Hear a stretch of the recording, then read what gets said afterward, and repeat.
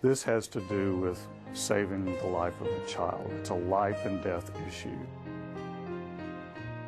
What can we do to elevate the quality of the response that we have for children, to make the system better? And when it fails, what can we do as a community to make sure that those children don't fall through the cracks? And I think it was May 11th of 1987, we formed Justice for Children. I see Justice for Children as advocating not only for the individual child, but for all children, and therefore every case that Justice for Children agrees to take on is really for all children. The system does not automatically believe what a child says, and it's almost hard to imagine, because we know that adults that are charged with crimes and who do bad things often lie on the witness stand, and yet they're given the benefit of the doubt that what they're saying is the truth. And yet when a child outcries that they've been raped or they've been physically abused, the system does not automatically believe them, even though they're almost inherently believable. The disbelief of children, the inability of the courts to protect children, or the unwillingness of the courts to protect children sometimes wins out, and those cases have been devastating. I have often sat in my office reading the background of a new case, crying. I walked into my paralegal's office one day after we had taken in a new Justice for Children case, and she was sitting at her desk crying.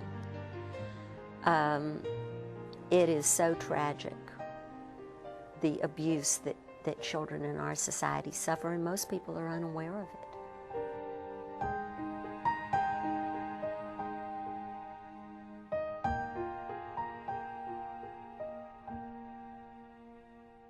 We intervene on a child and literally save them from a life worse than death, where they're left in a home where they're being repeatedly physically or sexually abused or grossly neglected. And without our intervention, that child would stay there.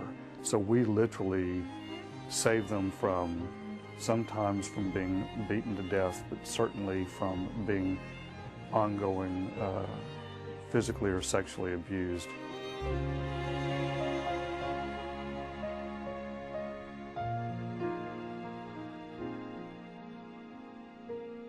Children who are abused become abusers. Children who are disregarded disregard others, including their own children. So many of the cases that I've been involved in that have involved physical child abuse, not sexual abuse, and not necessarily PAS, but so many of the cases that involve physical child abuse, the abuse is perpetrated by people who were abused in that same way in their own families. This is our 20th anniversary. We started off from this little bitty organization, and we're still, relatively speaking, small, but we have grown so much.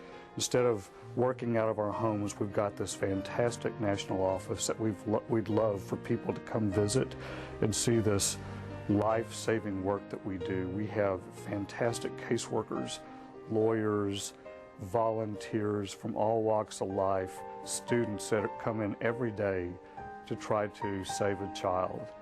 It takes a huge amount of courage for a child to disclose abuse, especially sexual abuse.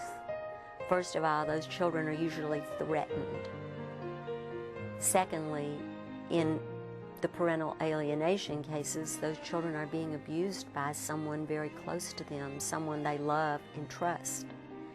And just acknowledging, for a child to acknowledge what their beloved parent is doing to them, takes an incredible amount of courage. And then to be disregarded, disbelieved, and basically just pushed to the sidelines while the court focuses on the protective parent and the quote-unquote made-up stories of abuse. I just cannot imagine what goes through a child's mind at that point. It's important to give to Justice for Children because for every dollar that a person gives to us, we leverage that money many-fold. We have many volunteers that don't receive a dime, many lawyers who donate their time.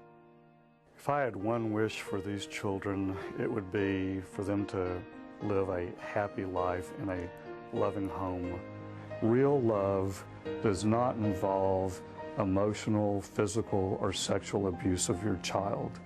And we want to have that child learn what real love is.